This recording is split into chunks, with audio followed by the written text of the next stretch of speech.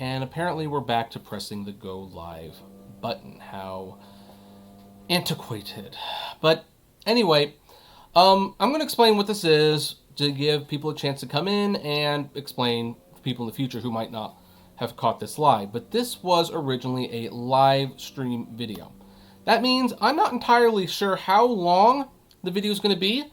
Although considering how many times I've tried to do this, it's probably going to be short. But if this video is like 1 or 2 hours long, please don't panic. You can watch the first 15 minutes or so, and you should be fine at that point. Now then, before we begin with the main story, I'm going to share a little story. Again, just to kind of give people a chance to come in. But this is actually the third attempt at doing this live stream.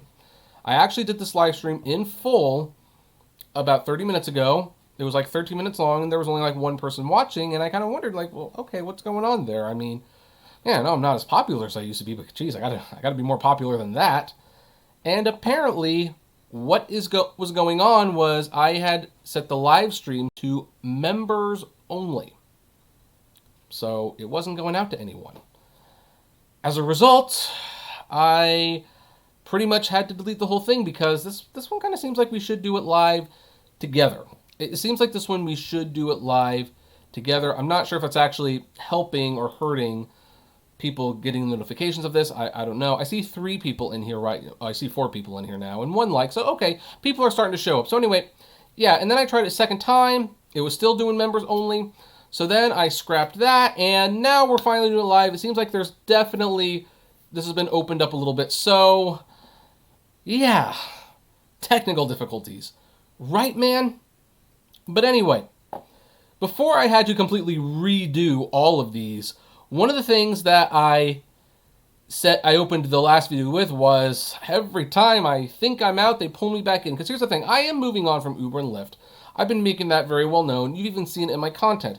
I still do the occasional rideshare story, but I'm not doing what it used to be.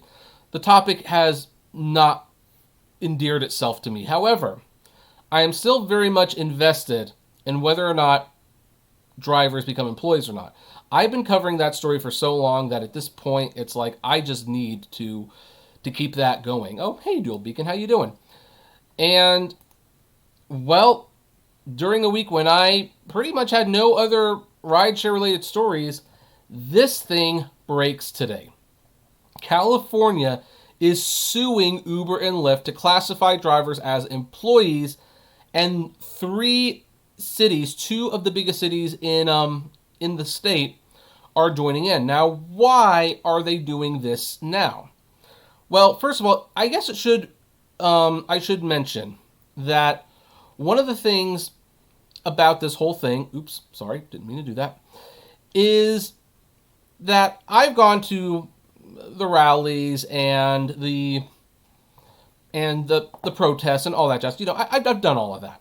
So, you've seen me do it. I've talked to people. I've met a lot of you over there. And I have told people that, look, I'm glad you're doing the protests. I'm glad people are fighting. But just because AB5 gets signed into law, don't expect anything to actually change. I mean, you're going to have to... Uber and Lyft are kind of like those bullies. So, it's one of those situations where it's like, you know how like we've all gone to school and there's this kid that's picking on a kid, and you go up to him and it's like, hey, the teacher says you can't do that. And the bully says, well, the teacher's not here. And then basically the kid keeps beating the crap out of the other kid until the teacher comes along and sends him to the principal office. That's what's going on with Uber and Lyft. Uber and Lyft basically were told, you have to make your drivers employees, and they looked at everyone and said, make me. And well, California looks like they want to make them. And I think the recent C virus pandemic is a main reason why they're doing it now. So let's look at this article from Wired. The state of California and 3 of its biggest cities sued Uber and Lyft Tuesday for misclassifying hundreds of thousands of drivers as independent contractors in violation of a new state law. The suit argues that drivers are company employees entitled to minimum and overtime wages, paid sick leave, health benefits, and access to social insurance programs like unemployment. The suit, under a law known as Assembly Bill 5, threatens to upend the business model of Uber and Lyft, which view themselves as techie intermediaries between people who want rides and people willing to drive them. An analyst by Barclays estimates that treating California drivers as employees would cost Uber $506 million and Lyft $290 million annually. Neither company is profitable. Although, now that Uber has kind of let it known that they have like $10 to $15 billion of cash on hand, I think they can afford to pay that, don't you? The state contains two of the company's biggest markets, Los Angeles and San Francisco, and both companies' headquarters. The lawsuit also brings to a head simmering tensions over gig economy workers who have been at the front lines of the C virus pandemic. Workers at firms that offer shopping or delivery, such as Instacart and Postmates, have complained that their low wages, determined and managed by platform algorithms, don't accurately reflect the risks they're taking to deliver people and goods during a public health crisis, which does raise a question, of course. Why are they suing Uber and Lyft? Why not throw in DoorDash, Postmates, Grubhub, Shipt? Why not throw those guys in there too? And I think the reason is because of what's going on right now. Right now, it's kind of hard to argue that those services are pretty essential. Like, hey, we need to have food and stuff delivered. And they're also making a lot of money right now. And who wants to pick on the guys that are actually helping people? But here's the thing. Uber and Lyft have not been helping people for a while. It's actually pretty dangerous to do this right now. I know some people argue that, hey, Uber and Lyft are essential because doctors and stuff need to get to the hospitals. And yeah, fair point. But also you have to take in my fair point, I believe, that, well, if you're picking up a nurse or a doctor, they have a way bigger chance of getting the C virus and thus spreading it to you, thus you spread it to other people. Therefore, I don't think you're actually helping anyone. But hey, the companies are down, they're suffering, their business is like 85% wiped out in most cases. So yeah, they are really hurting right now, and if you're going to go after them, now's the time to do it when they're down and out. Now then, the new California law kicked in on January 1st, but both ride-hail companies plus other app-based gig companies have argued that the law unfairly targets their businesses and does not apply to them. Think about that real quick. This law unfairly targets us, but it's not really about us. Okay, that's a salesman for you right there, or a politician, I should say. AB 5 codifies a 2018 California Supreme Court decision that established a three-part test for businesses employing contractors. According to the test, a worker is only a contractor if they are not under the control or direction of the company while working, if they perform work that is, quote, outside the usual course, unquote, of the company's business, and if they are usually engaged in the same sort of work as they perform for the company. Labor experts and at least one federal judge doubt the ride-hailing company can pass this stringent test. So, anyway, they do go on to highlight some of the changes Uber made to kind of show that you are independent contractors. But why is this coming out now? And I personally think, and they actually kind of mention it in this article, that it's because of unemployment. See, and bear with me for a moment here. Here's what happened with the unemployment. I knew this was going to come back to bite them. Like, we actually talked about this on our podcast like a month ago, and we all agreed that paying drivers sick pay was probably one of the worst things Uber was going to end up doing for themselves. But Uber's CEO, Dara Khosrowshahi, wrote an open letter to President Trump and to congressmen and congresswomen, begging them, do not forget the gig economy workers in the stimulus bill. Now then, he was trying to make it sound all noble. I'm not asking money for myself. I'm not asking money for Uber. But there's thousands upon thousands of drivers who are going to be affected by this. Please make sure they get unemployment. But here's the thing. Uber does not have actual employees, at least according to them. They don't pay into unemployment. They should be, but they're not. And they have hundreds of thousands of drivers on the road who are now going to be making less money. So basically, the government bailed out Uber and Lyft.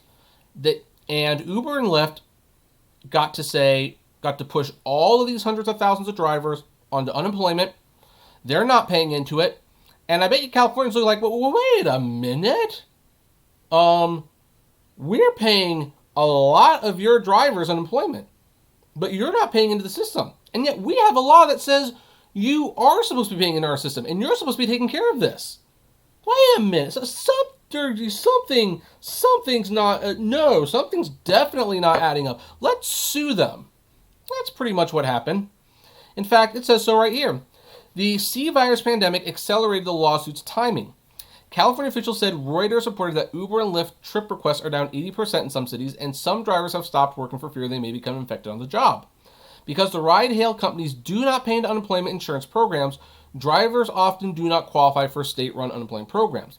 They are eligible for federal benefits under a pandemic relief bill, but those funds were sometimes slow in getting to drivers. Uber CEO Dara Khosrowshahi, he lobbied the White House to get the gig workers included. Now, the San Diego City Attorney Mara Elliott says this lawsuit couldn't have come during a more important time. With the pandemic that has impacted so many of our friends and colleagues and community members, I felt the need to step in and right the wrong. City attorneys for Los Angeles and San Francisco also joined the suit, which asked the court to fine Uber and Lyft $2,500 per each misclassified driver in California. That could add up to tens of millions of dollars in penalties for each company. The lawsuit argues that Uber and Lyft's business practices have allowed the companies to offload the price of drivers' health care to taxpayers, harmed competitors who abide by employment laws, and illegally avoided paying hundreds of millions in unemployment and disability insurance by continuing to treat their drivers as contractors. Bingo! Knock that one out of the park. So, Carlos Ramos, a driver and organizer with the advocacy group Gig Workers Rising, love those guys, called the lawsuit, quote, a win for workers and organizing. So he also said, today, California is showing that no one is above the law, not even big tech. So here's the thing about this, and there's like a whole article here. In fact, I'm even going to share that article with everyone in the live stream. So for those of you who are watching in the future, you can click the link there. But there it is. But anyway, let's go back to the news article real quick. So, I sensed this was coming. In fact, I was talking to another Uber tuber. I won't say who it is, but we're on good terms, obviously. And he said that the biggest thing that would probably come out of this pandemic with Uber and Lyft is that it's really going to, or the gig economy, we should say. He mentioned the gig economy. Is that it was really going to shine a light on what a problem this was. That, hey, you have hundreds of thousands of gig workers who don't have a savings, who don't have a safety net, who don't pay into unemployment, and yet when something like this happens, they're out of luck.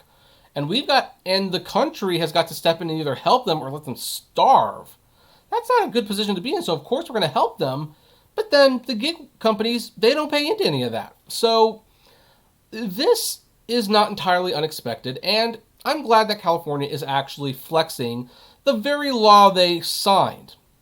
Because here's the thing. Again, as mentioned earlier, Uber and Lyft are the class bullies. They know what the rules are. They know what they have to do. They know what they need to do. But unless you actually sue them and make them, they're not going to do anything. Now, it should be noted that I'm still a little pessimistic that anything's going to change. The reason I say that is because one of the reasons California might be doing this is because they both admit to having a bunch of cash on hand. They caught them in something they were doing wrong, and they want a settlement. In fact, Lyft kind of hints that one might even be coming. Lyft said, we are looking forward to working with the Attorney General and mayors across the state to bring all the benefits of California's innovation economy to as many workers as possible, aka they want to settle. They want to settle. Of course they do. And I think that's what California will do. They'll settle, they'll get some money, and then Uber and Lyft will continue on. And then when it's convenient to pounce on them for breaking the law again, they will sue them again, and then they will get more money. They've actually found a nice little credit card. Like when they need a little extra cash, just go to mom and dad's credit card. Uber, Papa Uber, and Mama Lyft. That's where they go on. So who knows what's going to happen, but Uber and Lyft will definitely fight this at the very least. They will probably want to settle at some point, and then we're just going to have to see what happens. So yeah, big day. Big day. I never actually thought I would see the day where California would actually sue Uber and Lyft, but there you go. So anyway, that's the news story, and I'm glad I was able to finally do it live with you guys. I'm sorry, my mouth is actually kind of getting a little parched right now, because as mentioned earlier, I did try to do this twice before, and after I did them, I realized, my mistake in that it was members only. And no, I really, really wanted to do this with all you guys live. 28 of you, it seems. So anyway, hey, do you guys like this news? If so, give this a thumbs up. If you don't like it, you know what? Comment below about why you didn't like it so much. Otherwise, I'm going to pretty much end it there because I think this video should be less than 20 minutes, not scare away people from watching it if it's like an hour long. But hey, thanks for spending time with me. Thanks for all of that, and we will talk more about this in the coming weeks, I'm sure. In the meantime, flame responsibly. Have a good one.